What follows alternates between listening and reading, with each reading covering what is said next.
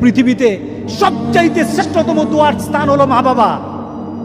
ওই মা বাবা যদি হাত পাতে আরশ পর্যন্ত পৌঁছে যায়, ওই মা বাবা যদি বদদুয়া করে, পৃথিবীর সব তীর সব টার্গেট মিস হতে পারে, কিন্তু মা বাবার বদদুয়া কখনো মিস হয় না, কখনো মিস হয় না।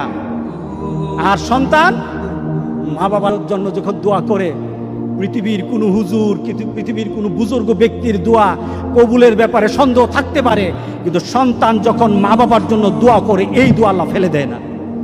সুবহানাল্লাহ। কারণ মা বাবার এই দোয়াটা শিখিয়ে দিয়েছেন স্বয়ং আল্লাহ সুবহানাহু ওয়া তাআলা, রব্বির হামহুমা কামা রব্বায়ানি সাগীরা।